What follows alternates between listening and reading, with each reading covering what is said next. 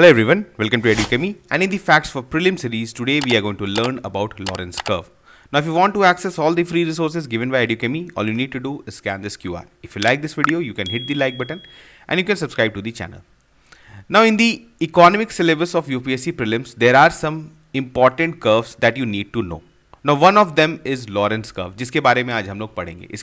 इसके अलावा आपको पता है there is one Philip curve and one is Lafayette curve. तो उनके बारे में भी हम लोग किसी दूसरे लेक्चर में ज़रूर कवर करेंगे.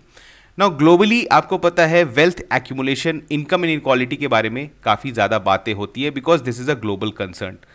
ऑल दोज कंट्रीज़ का डेवलपमेंट हो रहा है बट वो डेवलपमेंट जो है वो इक्विटेबल नहीं हो पा रहा है. जो टॉप 2%, जो टॉप 2 रिचेस्ट आप बोल सकते हैं पॉपुलेशन है, 2% जो पॉपुलेशन है उनके पास वेल्थ बढ़ता जा रहा है, जबकि जो पुअर है दे आर गेटिंग पुअरर. तो ये जो इनकम डिफरेंसेस बढ़ता जा रहा है इसको लेके ग्लोबल कंसर्न है. नाउ अब बहुत सारे इसके रिगार्डिंग रिपोर्ट्स भी निकाले जाते हैं.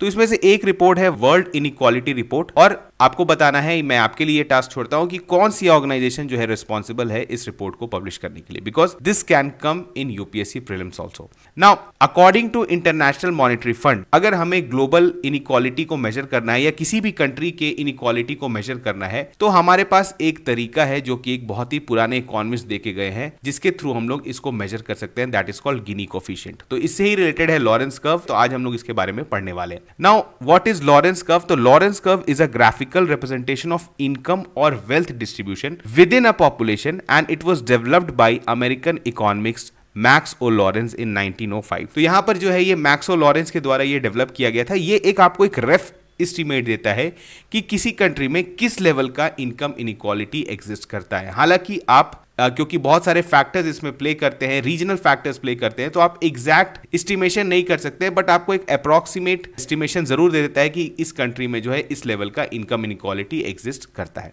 नाउ इसको समझने के लिए मैं आपको पहले बहुत बेसिक स्टैटिस्टिक्स से आगे ले चलूंगा, तभी आपको ये चीज समझ में आने वाला है. नाउ ये जो कर्व है इसको प्लॉट किया जाता है. आप देखेंगे तो यहां पर जो एक्स एक्सिस पर है दैट आप देख सकते हैं क्या लिखा हुआ है, क्यूमुलेटिव परसेंटेज ऑफ पॉपुलेशन.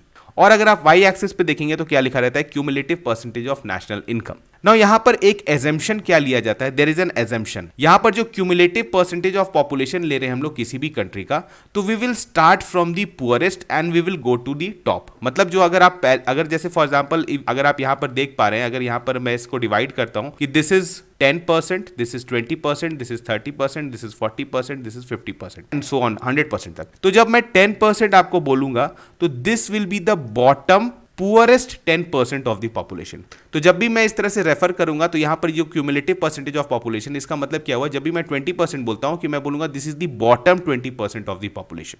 और यहां पर क्या है, this is cumulative percentage of national income. जो भी इस कंट्री का नेशनल इनकम है उसका जो है यहां पर डिस्ट्रीब्यूशन दिया हुआ है. नाउ अब हम लोग बात करते हैं एक हाइपोथेटिकल सिचुएशन की एक कंट्री में absolute equality of income distribution है. अब ये कैसे हो सकता है, देखिए. नाउ दी बॉटम 10%, मान के चलिए एक बहुत ही हम लोग धीरे धीरे अप्रोच करेंगे और आपको बहुत अच्छे से समझ में आएगा. ये जो बॉटम 10% है इसके पास जो है टोटल नेशनल इनकम का 10% है. नाउ ऐसा है तो क्या होगा, हम लोग यहां पर अगर इसको ज्वाइन करते हैं, the bottom 10% owns the 10% of the national income. तो आपका एक ये पॉइंट ये बनेगा. Now the bottom 20% holds the 20% of the national income. तो यहां पर ये एक पॉइंट बनेगा and so on and forth. आपको यहां पर 30% के अप्रॉक्स मिल जाएगा, 40% के अप्रॉक्स मिल जाएगा. तो अगर आप इस सारे पॉइंट्स को ज्वाइन करेंगे तो you will get a straight line, you will get a straight line. तो दिस शोज परफेक्ट इक्वालिटी. मतलब इस कंट्री में absolute equality, income equality exist करता है. मतलब जो बॉटम 10% है उनके पास 10% इनकम है, टोटल नेशनल इनकम का 10% है.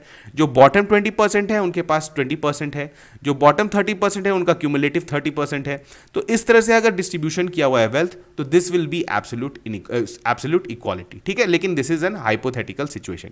अब मैं बताता हूं जो नॉर्मल कंट्रीज में जो रहता है. नाउ नॉर्मल कंट्रीज में इनकम इनइक्वालिटी एग्जिस्ट करता है, तो वहां पर बॉटम 10% के पास, आप ऐसा मानिए बॉटम 20% के पास जो है वो सिर्फ 10% वेल्थ है. नाउ बॉटम 20% के पास सिर्फ और सिर्फ 10% वेल्थ है. तो यहां पर क्या होगा, ये पॉइंट जो है वो समवेयर यहां आ जाएगा, यहां पर आपका पॉइंट आ जाएगा. उसके बाद आप बोलेंगे जो 30% है, बॉटम 30% है, उसके पास 20% वेल्थ है. तो ये पॉइंट आपका कहीं आ जाएगा. मैं जस्ट एक डेटा आपको लेके बता रहा हूं. नाउ अगर आप अब ये सारे पॉइंट्स को अगर आप ज्वाइन करेंगे तो you will get a curve, आपको एक ऐसा कर्व दिखेगा। आपको स्ट्रेट लाइन जो हमने पिछले वाले में देखा था कि आपको स्ट्रेट लाइन मिल रहा है परफेक्ट इक्वालिटी में, तो आपको परफेक्ट इक्वालिटी में नहीं मिलेगा और ये आपको ऐसा कर्व दिखेगा। ऐसा भी हो सकता है, अगर आप इसको और फर्दर अगर आप देखना चाहते हैं कि इनइक्वालिटी बढ़ता जा रहा है, तो हो सकता है बॉटम 20% के पास सिर्फ और सिर्फ 5% वेल्थ है, तो उस केस में आपका कर्व जो है वो और इस डायरेक्शन में मूव करता चला जाएगा। तो जो नॉर्मल कंट्रीज में जो आपको ग्राफ मिलेगा, you will get a graph like this, आपको एक ऐसा कर्व दिखेगा। और ये जो है, ये जो स्ट्रेट लाइन है, this shows the perfect equality.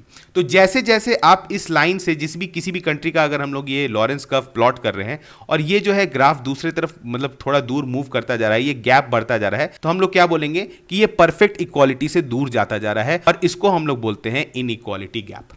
तो यहां पर आपने समझ गया कि हमने कि ग्राफ कैसे प्लॉट करना है। तो आपको यहां तक अगर समझ में आ गया, तो अब हम लोग को कैलकुलेट करना है गिनी कोफिशिएंट। नाउ गिनी कोफिशिएंट हम लोग कैसे कैलकुलेट करते हैं, तो गिनी कोफिशिएंट हमें कैलकुलेट करने के लिए क्या करना है, आप देखिए इस ट्रायंगल का जो एरिया है, ये जो पूरा ट्रायंगल का एरिया है, ठीक है, ये है, और आप ये जो कर्व के द्वारा जो एरिया इनकम्पास किया हुआ है दिस एरिया, तो दिस एरिया को आप अगर टोटल इस ट्रायंगल के एरिया से डिवाइड कर देंगे, अगर मैं इसको एरिया को बी बोलता हूं एंड द टोटल ट्रायंगल का एरिया जो है दैट इज ए, तो आपका गिनी कोफिशिएंट क्या हो जाएगा, बी बाई ए। बस आपको इतना सिंपल में समझना है। नाउ जैसे जैसे आप देख रहे हैं कि इनइक्वालिटी बढ़ता जा रहा है, जैसे जैसे ये कर्व और इस डायरेक्शन में जाता जाएगा, आपका ये इनइक्वालिटी गैप बढ़ता जाएगा और इसका एरिया भी बढ़ता जाएगा। तो जैसे जैसे बी बढ़ता जाएगा, आप देखेंगे तो क्या होगा, इसका वैल्यू जो है वो और भी बढ़ता जाएगा। तो यहां पर क्या होगा, अगर आप देख सकते हैं कि जैसे जैसे इनइक्वालिटी बढ़ रहा है, वैसे वैसे ही आपका गिनी कोफिशिएंट भी बढ़ता जा रहा है। तो यहां पर हम लोग बोल सकते हैं कि जितना ज्यादा हायर गिनी कोफिशिएंट है आपका, उतना ज्यादा आपके यहां इनइक्वालिटी है। जितना कम आपका गिनी कोफिशिएंट है, उतना कम आपके यहां इनइक्वालिटी है। तो जैसे यहां पर देखिए, हमने पहले देखा हाइपोथेटिकल सिचुएशन जहां पर परफेक्ट इक्वालिटी था, जो बॉटम 10% के पास 10% इनकम था, 20% के पास 20% था, 30% के पास 30% था। तो ऐसे में केस में क्या हो जाएगा, आपका गिनी कोफिशिएंट का वैल्यू कितना आ जाएगा, 0। अगर हम लोग देखें एक नॉर्मल किसी कंट्री का जो है कुछ ऐसा कर्व मिलता है, तो उस केस में आप देख रहे हैं ये वैल्यू जो है वो 0 से ज्यादा हो जाएगा, क्योंकि इसका कुछ एरिया आ गया और अगर हमें गिनी कोफिशिएंट कैलकुलेट करेंगे तो सम पॉइंट वैल्यू हमें मिलेगा। तो यहां पर आप देख रहे हैं कि ये जो है यहां पर से थोड़ा सा इनइक्वालिटी बढ़ना स्टार्ट होता है। ये देखिए, अब यहां पर ये वाला कर्व और इधर चला गया, तो ये जिस भी कंट्री का होगा यहां पर ज्यादा इनइक्वालिटी एग्जिस्ट करेगा, और जिस भी कंट्री का, again this is a hypothetical situation, बिल्कुल इस तरह से हो जाएगा, तो उस केस में पूरी तरह से मतलब आप बोल सकते हैं जो 1% पॉपुलेशन के पास ही सारा इनकम है, तो इस तरह का इनइक्वालिटी यहां पर एग्जिस्ट करता है। तो ऐसा, again this is a hypothetical situation. मैंने आपको बताया नॉर्मल कंट्रीज का जो ग्राफ आपको कुछ देखने को मिलेगा, कुछ ऐसा देखने को मिलेगा। तो यहां पर जो ये वैल्यूज है, ये आपको किस में मिलेंगे, आपको क्या मिलते हैं, जनरली इसको जो है डेसिमल में कभी कभी दिखाया जाता है, एंड कभी कभी आपको जो है इसको 100 से मल्टीप्लाई करके दिखा दिया जाता है। तो ठीक है, उसको हम लोग बोलते हैं वैल्यू, गिनी कोफिशिएंट। ना यहां पर हम लोग देखें तो इंडिया के केस में जो रिसेंटली 2021 में मेजर किया गया था, दैट वाज 34.2। तो इंडिया का जो है, जो इनइक्वालिटी इंडिया में एग्जिस्ट करता है इन 2021, अगेन मैंने बोला कि आपका क्योंकि इसमें डेटा जो है वो बहुत अप्रोक्सीमेशन किया जाता है इसमें, तो उसके अनुसार जो है वो 34.2 था, लेकिन अभी के टाइम पे it is somewhere between 40 and 50 value India के केस में अगर हम लोग बोले तो यहां पर आप देख रहे हैं कि इंडिया के केस में भी इनकम इनइक्वालिटी लगातार बढ़ता जा रहा है। तो गवर्नमेंट भी इस डायरेक्शन में काम कर रही है कि इनकम का परफेक्ट डिस्ट्रीब्यूशन हो पाए। हालांकि इसको अचीव करना बहुत ही डिफिकल्ट होने वाला है आगे आने वाले टाइम में, जैसा भी कंडीशंस क्रिएट हो रहा है, लेकिन इसको अगर आपको इनइक्वालिटी को मेजर करना है तो गिनी कोफिशिएंट आपको एक रफ आइडिया दे सकता है। तो हमने आज क्या सीखा, लॉरेंस कर्व के बारे में, गिनी कोफिशिएंट के बारे में।